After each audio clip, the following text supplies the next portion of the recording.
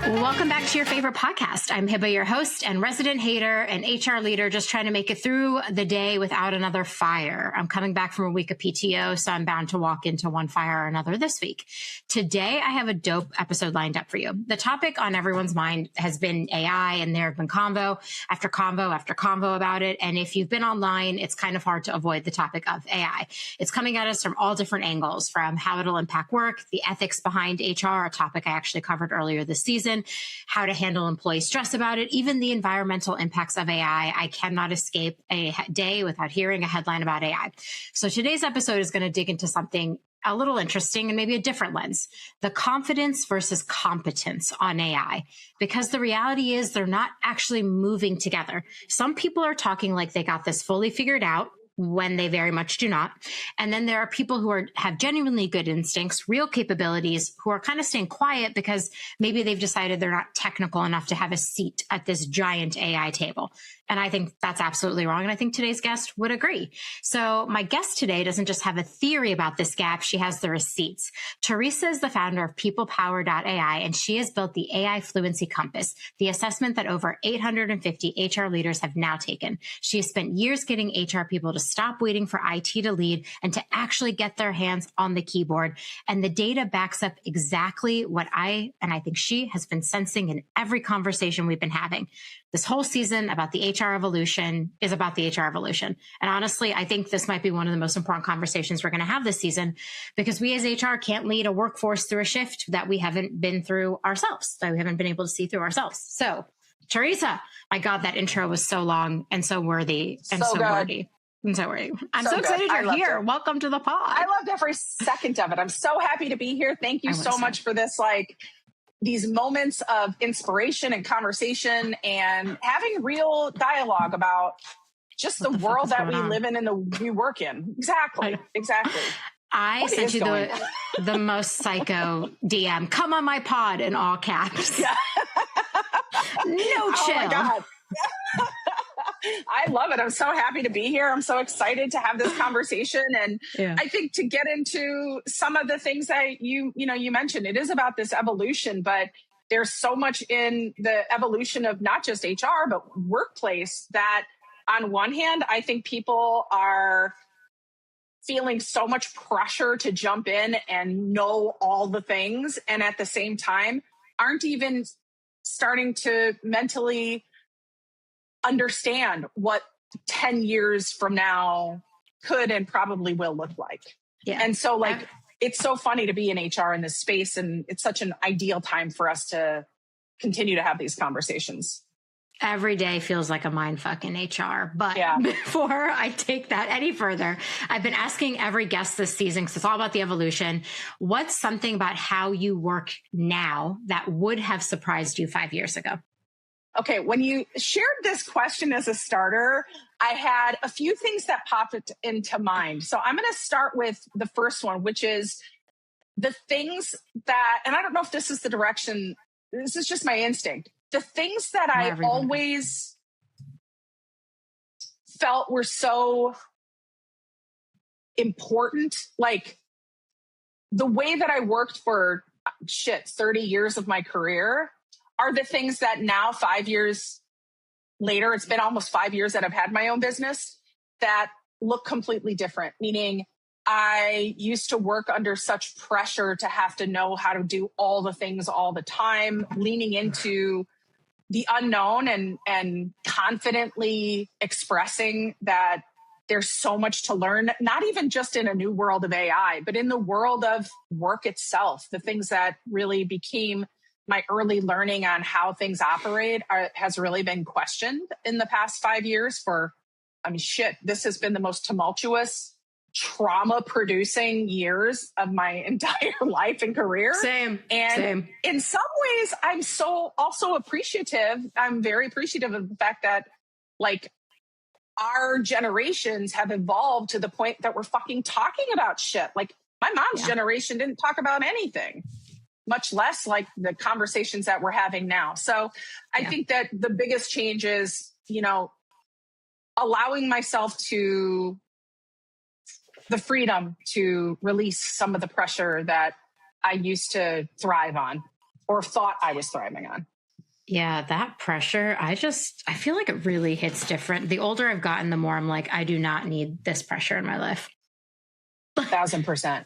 I just don't need it. I don't know if it's because I've just experienced like massive loss in my life, or just as I've gotten more mature and older and more comfortable in my bones. But I'm just like, everything feels made up. Like I have to remind myself daily, like we're on a floating rock in space.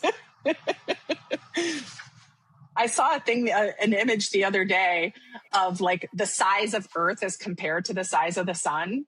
Yeah. And if you want to feel like you are literally a spot of nothingness on a stream of nothingness, on a rock of nothingness, like that's a visual that will create some real, how are we even here's, you know? Yeah. But I also think as we get older that the woman, amazing, she's one of my besties. We have a podcast together, and Jen Fox, and she and I talk a lot about menopause and those kind of things. And I think there's a fact around the older we get, not only are we losing our, give a fucks, all depleted, but talking about it to me is, like I said, the big unlock, right? Like being able to have a fucking podcast that you say, I hate it here. I hate work. I hate that all the things that we have to do and that we tell ourselves we have to do. So yeah, no, I feel everyone who listens to this podcast hears me say it on a continual basis. I feel so much immense privilege that I get to share my thoughts with this world, because it's honestly how I've sorted through my emotions about all the things happening. Because genuinely every day since March of 2020 has felt like a mindfuck. Every single challenge, I'm just like, can I take one more challenge at work? And it just feels like they keep going. And I think we're in this period of time where I think AI is going to change the workforce dramatically. And I want to be a part of that conversation as much as I can, because I think like I want to shape what our future looks like. Like I don't want our next 10 years to look like the last 5. I want them to look so much better. If there was one thing that you had to make change on by Friday this week, like shit's happening. Okay, Heba? Like what is one thing that you want to be part of this change? What would one thing be? My God, I'm interviewing you. What are you doing asking me hard questions? That's a really good one, though. If I could change, and 2 podcast hosts are interviewing each other. Oh, what a good question. If I could change one thing, I just like the way we do change management feels so fucked. Like, I just feel like some days people like don't know what's going on. They don't know the priorities. They don't know why things are changing. I wish I could like fix how we all communicate with each other, because it feels deeply broken sometimes. Like I'm managing a Slack, an email, in-person conversations. Sometimes people say things to my face that they won't say in writing. Nobody's being concise enough in writing. And I'm like, all of this could be fixed if all of you just said what you mean. Just tell me what you want from me. And I don't know if that's like a big enough thing, but I feel like we have broken how we communicate with one another. I don't know if it's the constant stream of social media. I don't know what it is. I just feel like we're not talking to each other in a way where we seek to understand things anymore, or that we have critical thought. Can I change that? Yes, is that a and thing to change? No, I like the yes. And, I want a yes and that. It's the irony of that is we have never in history had more channels, methods, tactics, ways to communicate. I worked for 15 years of my early career. I worked for a division of News Corp, and I've for years tried to replicate the way that business promoted structured communication. It was almost military, like where we had a very clear 8 to 10 was executive, 10:30 to 12 was any director and above. So that was about 100 people on a call or in a room. Then every leader had to go out and disseminate the notes from that director meeting to their direct reports no later than by the end of the day. And then by the next day, one-on-ones had to happen in team meetings. And it was not like a bi-weekly or, hey, when we wanted, it was every week we did that. The communication was so strong, but that is the kind of investment that it took to be the second most profitable division for News Corporation that had nothing to do with movies and big budgets, you know? And I've struggled at every company I've been since then with managers and leadership understanding the time value of investing in strong communication, because it does seem like a time suck. But you'll never find another company, or now they've disseminated, been bought, don't follow any of those practices anymore. But every single person that came up in that organization understands the value of retrieval of information, sharing of information, creating correlation between activity and personal motivators. Like, it was just such a great company to come up with and learn from about the prioritization of communication. I think that's a great thing to tackle. I just think about how much time we waste in the back and forth. And I'm like, I mean, also, like, I learned really strong communication when I worked at Axios. Their whole methodology was the one big thing and the why it matters. So I learned to laser in on what is the thing I'm trying to tell this person and why should they care? And that's like shaped all my writing since then. And I think if I hadn't learned that style of writing, I might not be an effective communicator today.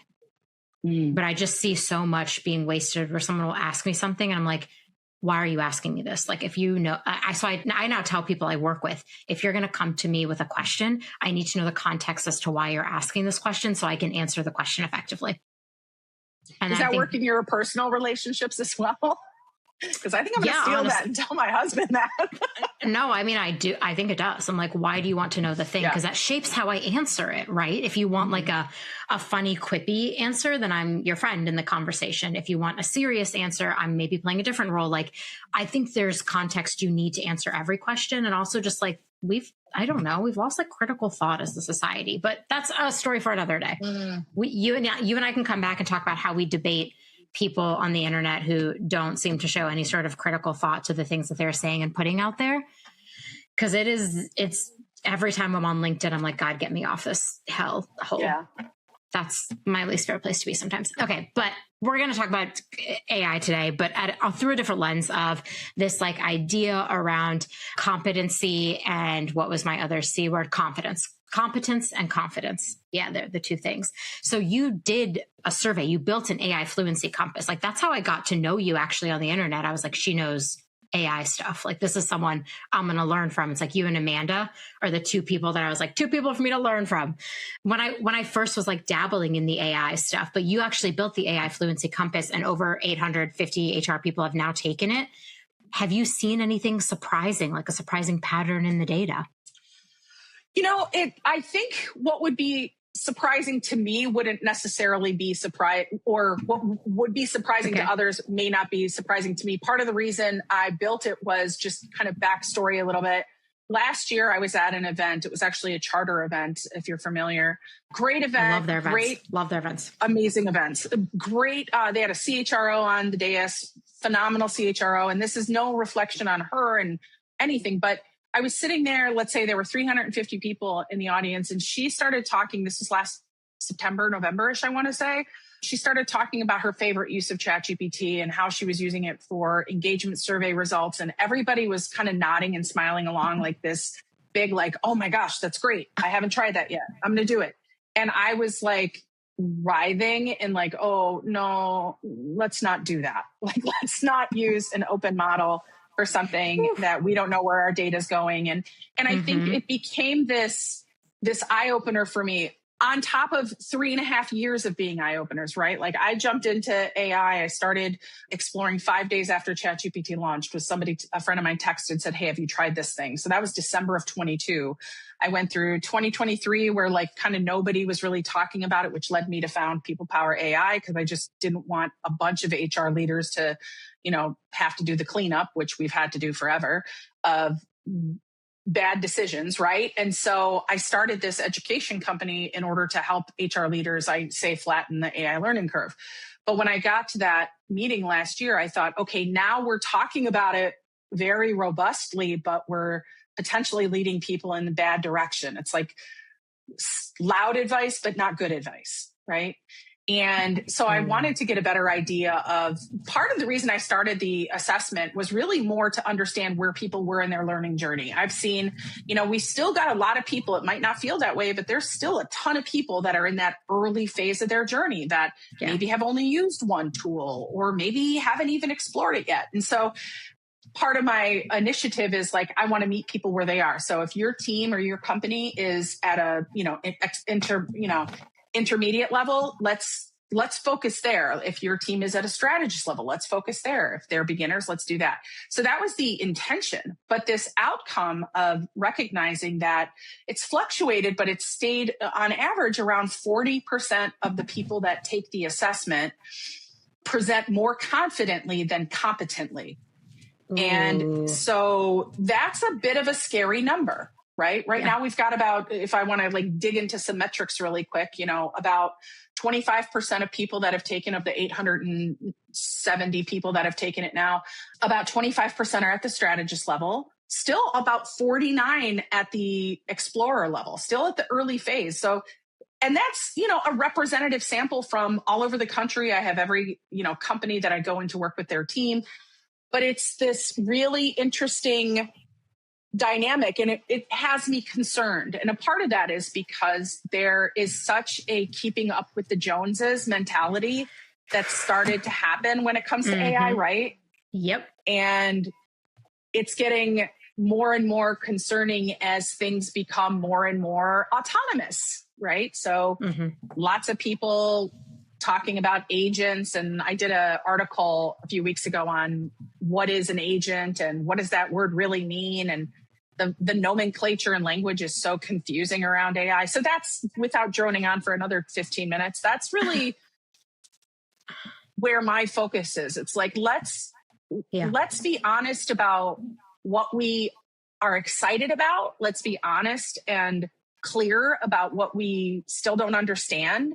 And let's not support or encourage people trying it out when there are significant risks to doing so. Yeah. I think I was at that charter event, but we didn't meet. I spoke on a panel about being like a creator influencer, but also a CPO, which is, I don't know, just a mindfuck of a topic, because they're like two parts of my brain. And I'm like, it's hard to explain how they both work together on an average day. But I also have been to events. I went to a big event, and it was like, I won't say the event because people will figure out exactly who I'm talking about, but it was a lot of people, and it was a CHRO at a very predominant company in those spaces. And her use case was, the best use case I've discovered is like the Daily Digest. And I was like, the best use case you've discovered is the Daily Digest? That's I get we're all busy, and it's like nice for you to for it to tell you like you missed out on these Slacks, you missed out on these emails, but I'm like, you're the head of HR and that's the best use case you came up with. Your PR team needs to prep you on the stage better, because that's not the best thing I could think of. And or the person bringing the guests or paid guests, who knows? I was just like, maybe something else. But then I'm the same way with you, where people are like, oh, I just put all my data in this. And I'm like, what are you doing? What are you doing? That's your data. That's proprietary information about employees and stuff that you do not want to be putting in a free public model. Yeah. So I feel the same way as you, is like, there was this beginning of AI focus where I feel like everyone was like, just use it. Just use it.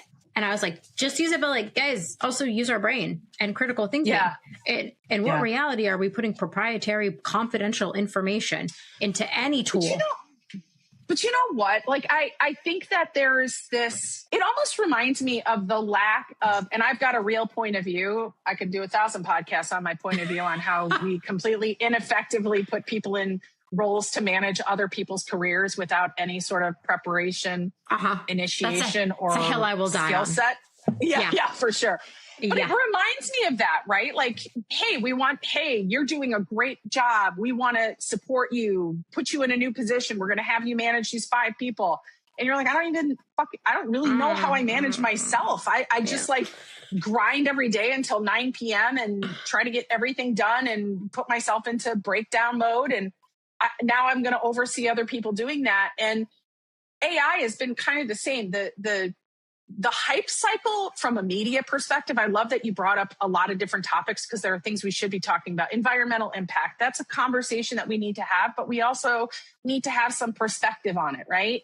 Yeah. There's, people not using critical thinking skills or losing their ability to critically think. Yes. That's a conversation that's happening. Is that, what are the real impacts? What's causing that? And then this idea of, hey, I'm going to spend a shit ton of money to get my customer facing team and customers access to AI, but I'm not going to do anything for my internal team so that they either understand what they're supposed to be doing. So I don't really blame the employees who are just like, this is perfect framing for me to do. Like, I'm just trying to keep my head above water, I'm just trying to keep my job. And I hear this thing can do a lot of great stuff, but I don't really know how. That's one of the biggest things I hear when I'm out at workshops or doing keynotes or whatever. It's just like, gosh, this was so great because it gave me actually tangible things that I can do beyond prompting. Like, prompting is a huge part. There's so much more we can be doing. And that's that critical, like, I'm not looking to, create more fake confidence. I'm looking to bring the level of competence up to confidence. And that's in all aspects. It's, hey, what role is HR? I feel like I'm curious if you're seeing the same thing in the conversations you've had, that so much of AI learning is just centered on self. Like, how can I use it? How can team use it? Not like cultural impact to the organization. And that's really where I think the hill over the next few years is going to start to really see impact. Is like, how does this going to affect the way people work and want to work with new generations coming into the workplace? And I think it's going to look incredibly different. It's exciting, but you have to get ready. I mean, also it's like scary because it's changing every day. So I'm one of those people who's like, I'm playing how I've described how I think about work is I'm playing a chess game. When I'm moving these pieces, I'm trying to predict what my opponent, I hate saying opponent, but like what the other person is going to be doing. And then how my strategy is going to change depending on their actions. But when you're trying to do that with a technology that feels like it's changing every day, it can get so overwhelming that I have seen some HR leaders just be like, I can't opt into this because it's too much gameplay all day long. Yep. It's too much unknown. I was running I did a few workshops with this group. Great team. I used to work with one of their HR leaders many years ago at News Corp. They brought me in and I did a workshop. And at the end of the 4-hour workshop, I was talking with the CPO and he kind of said a sidebar to me and said, hey, just as a heads up, I'm going to be retiring. And I was like, amazing. Like, congrats to you. And he looks young. I'm like, well done, you. And he's like, yeah, I'm opting out.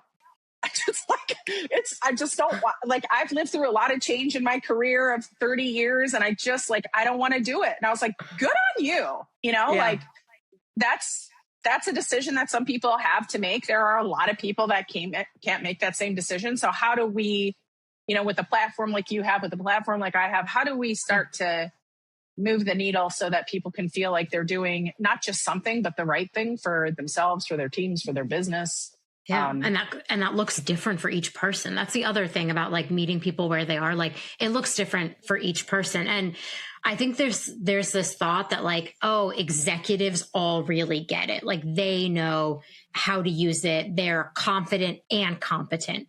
When you looked at your data, like, I was so curious to ask this, did you find that the competence gap is actually showing up in junior level people, or is this actually a senior level people, or does it not even matter? So it is interesting. I don't know if your theory is going to be on target. So I was looking at it this morning. And the highest level of, like, the most strategists, if you will, are in the senior positions of HR. Okay. That being said, though, I don't know if that's best case scenario. It is if you're talking about, like, hey, I am a great facilitator of information, cascading it down to my team. And I don't know, the numbers aren't looking like that's necessarily what's happening. Our HR manager levels, our independent contributors are definitely scaling farther down the readiness scale. Generally speaking, like an independent contributors are at like, let's say if it's a scale of 100, they're at a 50. Our manager levels are at a 65, and our senior leaders, they're not at 100, they're at a 72. So the scale isn't super broad. But again, taking that core number into account around, like, we've only got 25% out of a representative sample that even are thinking at a strategic level, meaning not just about self, not just about department, but organizational impact, cultural impact, ethical impact, those kind of things. And what's challenging about this time, as you said, it's changing every freaking day, right? So I'll go into a workshop tomorrow and say, okay, how many of you all have an AI policy? Still many. And by the way, after I left HR in-house, I don't generally use the term policy anymore. It's like one of my rebellious moments. I'm like, it's a directive. It's a guideline. It's a whatever it is. It's not a policy. Like, it's not a policy. I will say I can't talk without bringing up COVID. COVID having any kind of policy was just a complete joke. And so I just stopped using it. But if you don't have some guidelines, roadmap for your organization, that's step one. But then even for those that raise their hand proudly, like, hey, I'm on top of it. I'm like, how many of you have addressed agentic AI in your policy? And it's like every hand goes down. So it's this need to like, okay, we've got it. Like we haven't just learned to prompt and do some custom GPTs or some projects. We need to like continue to, okay, now how does this impact the larger circle and the larger circle and the larger circle? And what's interesting, so as a sidebar, I'm a professor at CUNY. I teach AI in business and HR management. And like my students I've seen over the 5 semesters I've taught, they are picking it up fast, right? My first semester, I thought these undergrads were going to be like, blow me out of the water with what they knew. And I had spent a whole summer putting a curriculum together for them. By class 2, I was like, oh shit, I got to rewrite this whole thing. None of them had even tried anything. Like they were not into ChatGPT. This was now early 24 and 23. Hadn't tried anything. By the next semester or 2 semesters beyond that, it was like, okay, now we got to start building our own apps. We got to start building agentic. We got to do workflows. We got to do like automations. And so they're picking it up so fast. These students are going to be entering the workforce. And it's really incumbent on our function and the people that are working today to think about what impact and how are those students who may not be entering the same kind of jobs that we did, what is their value proposition? Yeah. I don't think we can sit there and say like, hey, sorry, Heba, but like, I don't think we can say like, oh, there aren't going to be entry-level jobs. Like those jobs are going to be different jobs. They have different skill sets. And like, we have to think differently in order to access the value. When people say stuff like that, I'm like, do you hear what's coming out of your mouth? No, they don't. Because there will no, they heard it from somebody else. There will always be, like, I understand there are less, if we look at the data, there are less entry-level jobs today, maybe. But I'm with you. I think they're going to look different in the future. So what we've always considered entry-level jobs maybe won't exist, but the future of entry-level jobs will, because people still need to be at the beginning of learning skills. Nobody just wakes up one morning and is like, have 10 years of experience doing this thing.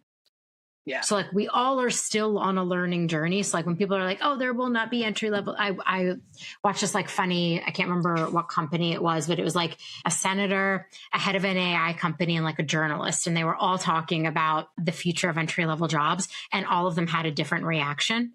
And I was like, yeah, this is where we're at right now in history. Like they're all having different, because it's not going to look the same as it's always looked. So that's fascinating to me. And I love that you're teaching and students are taking that course, because that's like a course I think anyone at work should take as well.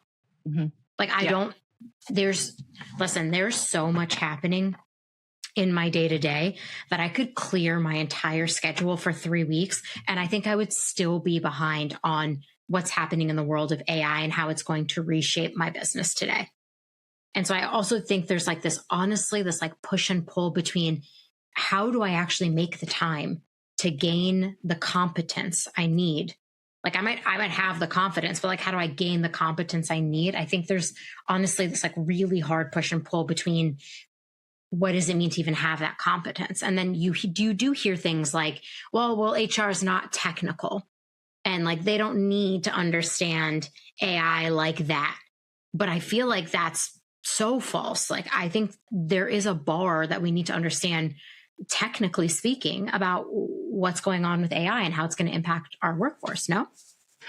No, yes, I think that conversation though, Hiba, is like that stopped like 5 years before Gen AI came out. I mean, I was over in what is it called, General Assembly or whatever that teaching place was, General Assembly, trying to learn Tableau. Yeah. Like, what was I trying to do learning Tableau? I just knew that data was telling a different story. And I'm trying to learn like Excel macros and like the way that I felt back then. That was in 2017. Like that also was me took a Tableau class then. Did you? Yeah. Look at us trying to be so analytical. Yes. So I was like, I know data has, I remember going to a workshop and this guy talked about, he ended up becoming a huge like supporter, mentor of mine. And he was talking about, he used to run these amazing brand studies and he worked with companies like Oreo and he would do the creative workshopping to come up with new flavors for candy bars and stuff. He had like the most amazing, cool job. Dream. And he was talking about data and people. And he was like, how many of you have ever used this was before all of this could be done automatically. He's like, how many of you have ever thought to connect your email and your, what was it called? Before we had Slack, it was like whatever, but Teams, like, Skype. Have you thought, Skype. Do you ever think about connecting those tools to understand who your real influencers in your business are? And I was like, okay, first of all, fucking no. And second of all, now I want to. And yes. And that like prompted this whole, like, we are the holders of so much critical data in HR. And it's like, we've had shackles on. I always talk about like how HR can walk on boulders of pain and like it's like our greatest pride to not let anybody fucking see our pain. Like, why is that? Like we should be walking through like hunched over and like, God, I need resources. But no, we like, let me say I can do it all. And that was a place where it's like now with AI tools, we have the capacity to do some of those things that we're so outside of sort of our general education as business and professionals in our function. But to your point, it is important to understand the workflow of what's actually happening. You know, I think both on the risk side, but also on the risk side, like things aren't as straightforward as we might think. Like just because you put something in an AI tool doesn't mean now tomorrow I need to be worried that all of my banking information is exposed. That's very different putting things into a prompt than it is giving it access to your systems. Those are two very different, and a lot of people aren't seeing the difference there. Like, oh, well, if I give it access to my drive, then it's going to have the ability to go through and sort and give me summaries. And I'm like, yeah, and it's going to deplete or eliminate all the history that doesn't comply with what the unclear direction you've given it. And so there's this like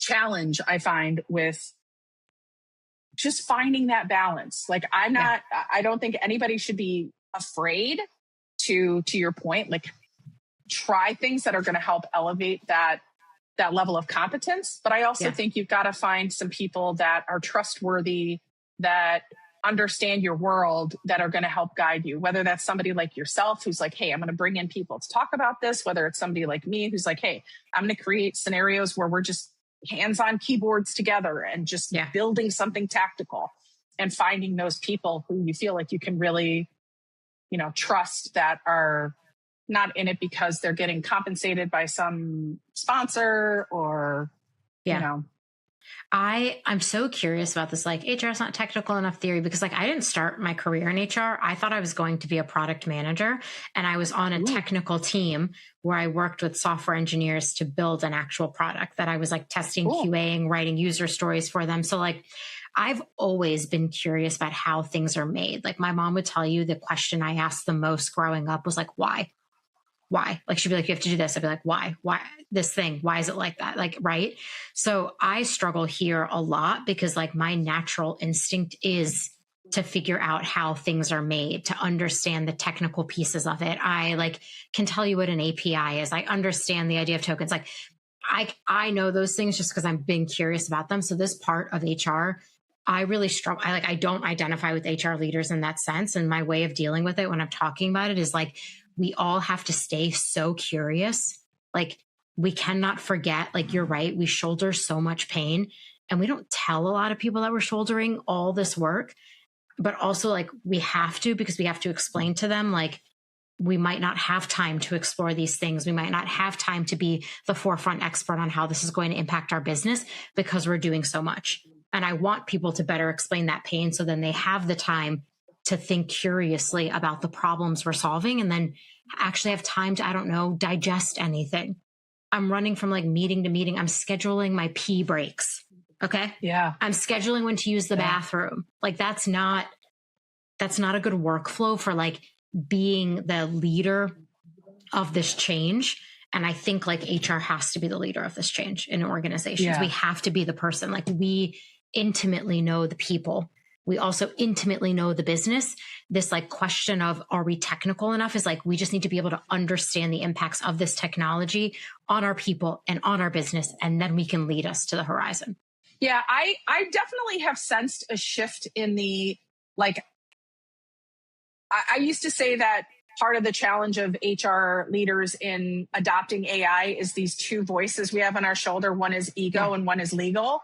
Like we sit with legal just always fucking in our ear, right? Like, don't risk. It's why would you be doing that? That's like somebody else's job. Like we've got enough on our, like, and then our ego, which is like, why would I be the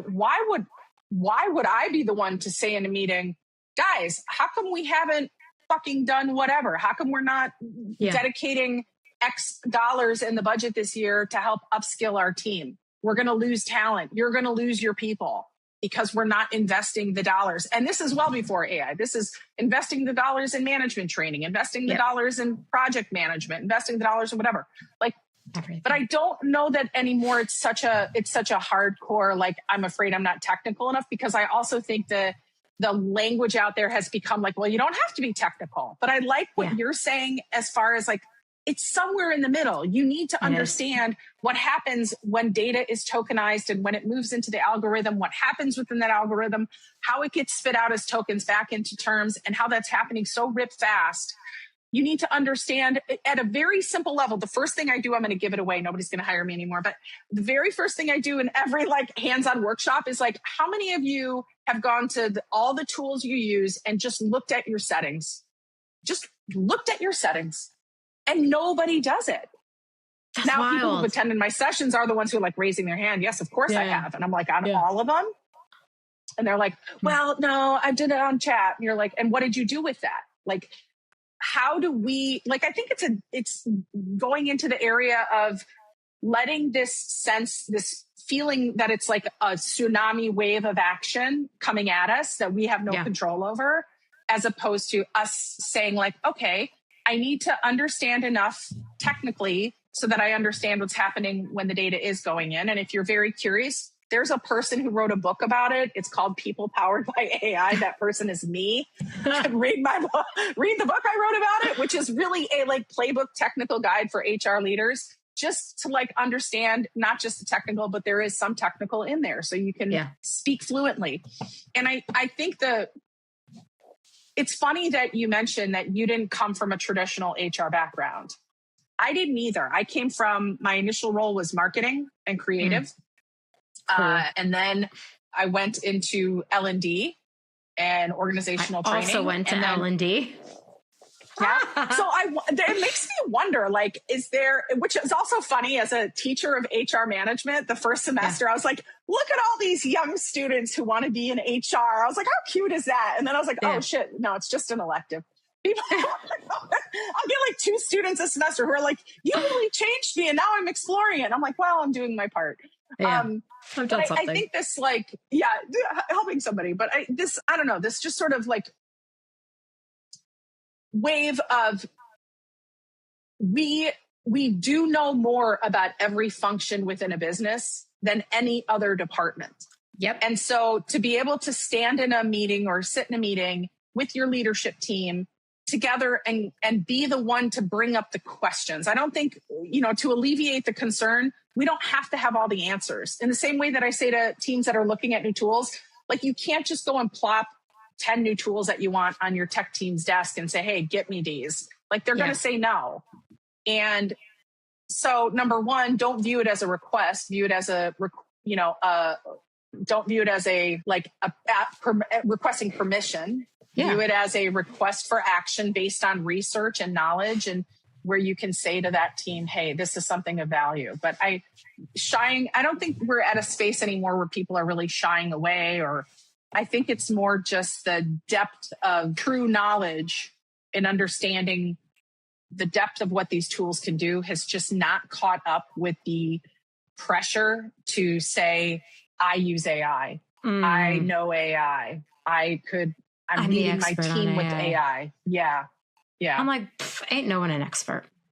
If there's anything we have learned, no one's an expert. Yeah. Everyone is figuring it the fuck out. So when people are like, oh, the technical piece really irks me, because I'm like, figure it out. You just need to know. You just need to know how it's going to impact your people. I am going to go look at all my settings, though. I look at that probably.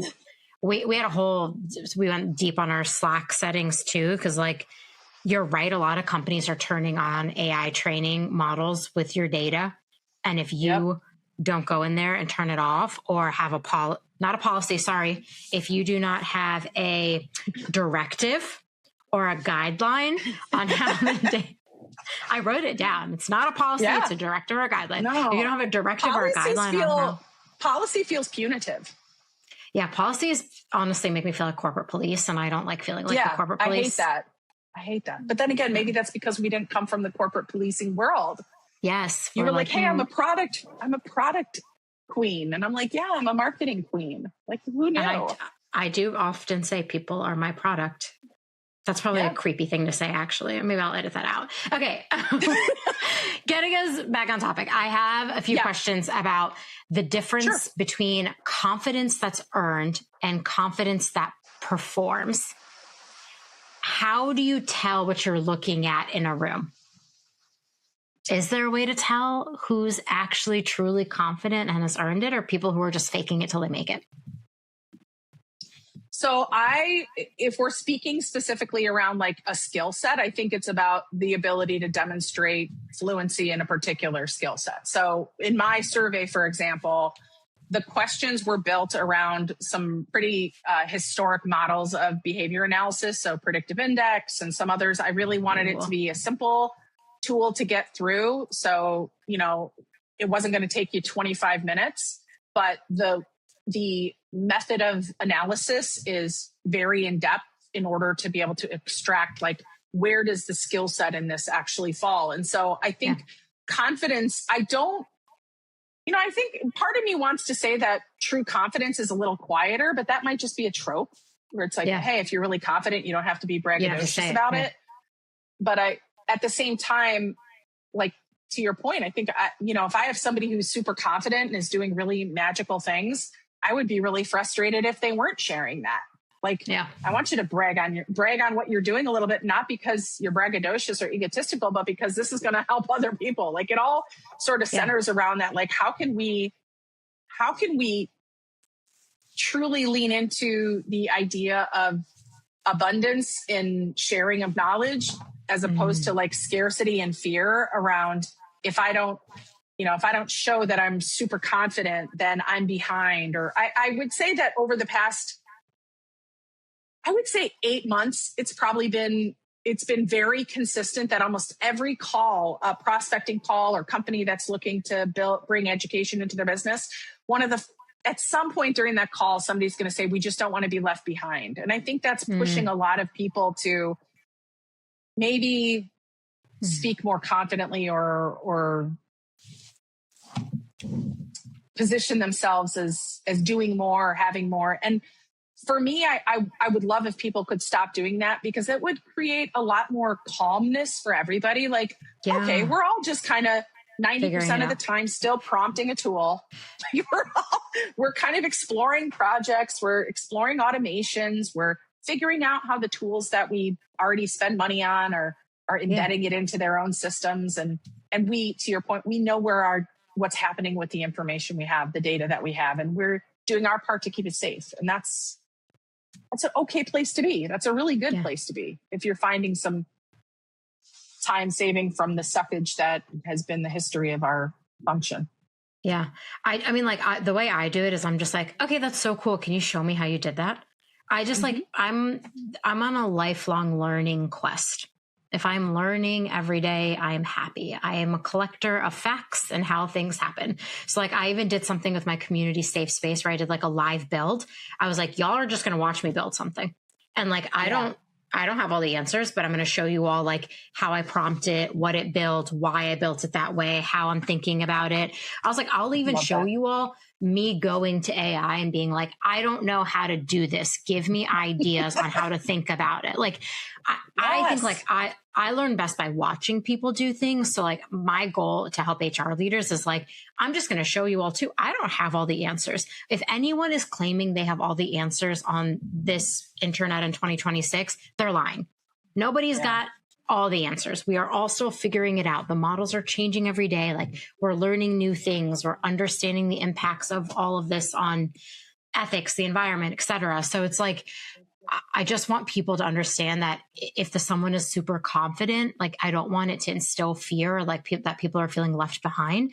I want them to remember, like we're all on this journey together.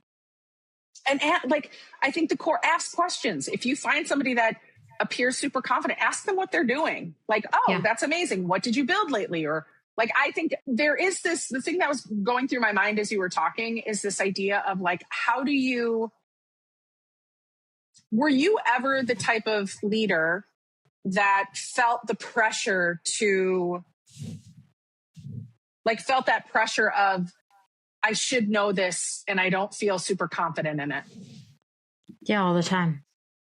Yeah. What do you mean? I don't have the answer to everything. No. Sorry. That's shocking. Sorry.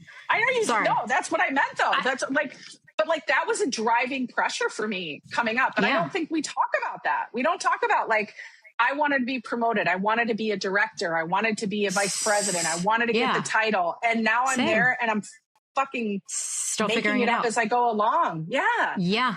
I was like, my life is going to be great when I got that C-suite title. I got the C-suite title. Right? I was like, wait a minute, what the fuck? Like, that's why so many HR leaders, I talk to HR leaders, they're like, yeah, if I go back in-house, I'm going to do like a director role. Yeah, it is. Let the youngins come up and like do the big role. It's just, it's so much. Way more white hairs than I ever thought I would have at my age, but here I am. Oh my God, they're all hidden. Started. They're all hidden. Don't worry. My hair lady likes to remind me that I have a lot of them. They're all in here. No, I really thought it was such a naive thought. I thought if I just get the title, I'll get the authority. I'll have the power to make the reality so different. And you get to the C-suite level and you realize you have that title, but like you still have so many other players in the room who you have to help figure out everything. And they also have their own set of initiatives and goals they're trying to achieve. And if you're lucky, you'll work with really great people who aren't political and aren't assholes and aren't going to throw you under the bus. If you're not lucky, you will end up on an executive team that is potentially very ego driven, very into power, and will do anything to be the winner. I have been on both. Yeah. And it is hard. And then on top of that, the changing nature of work and this job as it like deeply impacts people. And then you also layer on the world outside also impacts the people in your company. And then you're trying to help everyone navigate their egos and get their initiatives passed, but you also have yours. And also there's this great technological shift happening where you feel like you're constantly running to catch up to everybody. But when you actually slow down, you realize you are exactly where everyone else is. Sorry, that was just me live narrating my thoughts on a daily basis. No, it's so resonant. Like I took a moment because it's like, yes, and to all of it. That's how we all feel. And there's no space in, the thing that was coming to mind is like, it's not just, 35 years ago, coming into a job was usually coming into a bigger company, an established company where there was a support structure. Now with so many businesses being startups, I think about I used to do a mentor program because there were so many young HR leaders that were being pulled into startups, given a director title with like 2 years of experience, really starting there as a recruiter, and then all of a sudden getting passed over for a bigger job once the startup scaled a little bit because they just didn't have the tools. They didn't know how to speak truth to power, if you want to be honest. They didn't know how to say, like, I'm the authority on this thing in the room. And that's where that pressure of constantly feeling like you have to perform is something that I think a lot of people are finding in the solopreneur life, that it's taken me 4 years to feel like I just lost my father. It's taken me 4 years to feel like I could sit here for 2 weeks and not feel stressed about missing something at a job. And I'm the boss. Like, I'm the boss. It's me stressing myself out. What's she gonna do to you? My husband always asks me when it's a holiday, he's like, do you have off on like Memorial Day? And I'm like, nah, my boss is such a bitch. She never gives any days off. But like, I'm finally getting to the point where it's like all of the conversation comes circles back. It's like, we've got to improve our communication and take a step back and take a breath. And like, it's not that fucking serious. You're right. It's all bullshit, right? It's all just talky.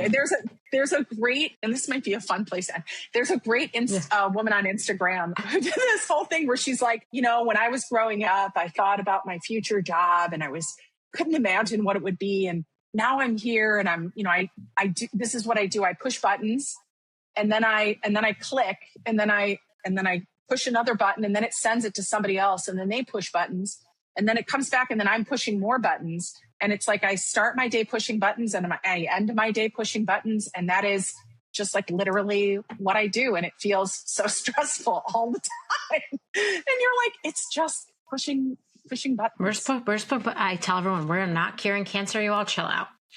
Chill out. We are not saving lives. There is nobody on our operating table right now.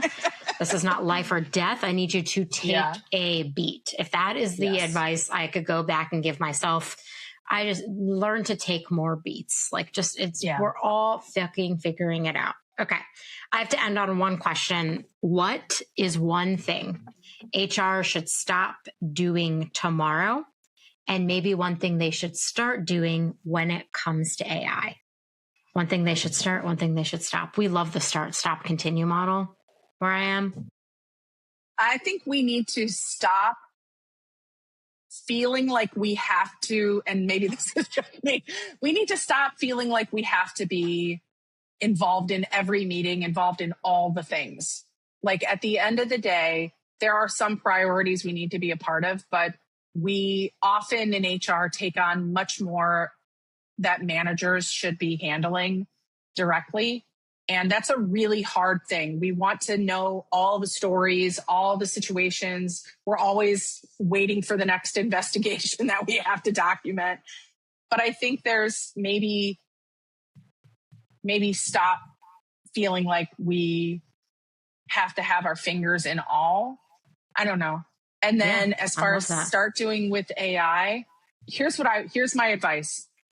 I have a list on my website. You could literally go to, there's Stacked, which Jessica Schobert, she does a great job, but Futurepedia is another great website that just has different AI tools. It's like the Wikipedia of AI tools. Cool. And if it were me and I were, wanting to learn more on what I should start doing with AI is I would have my whole team.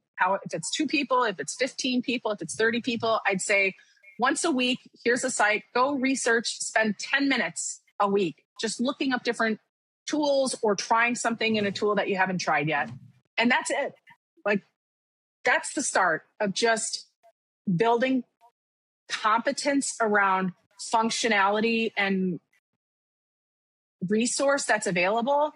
Yeah. And all of a sudden you start to open your mind up and about the builds that curiosity around why would it do this? What happens with that? Exactly.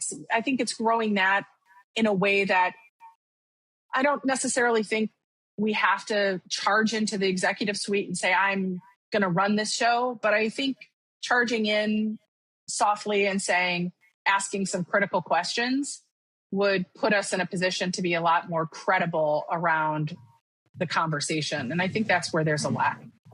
I love that. I'm going to actually go do that. I'm going to link it in the show notes too, so people can click the show notes and click through this Futurepedia thing, because that'd be very cool.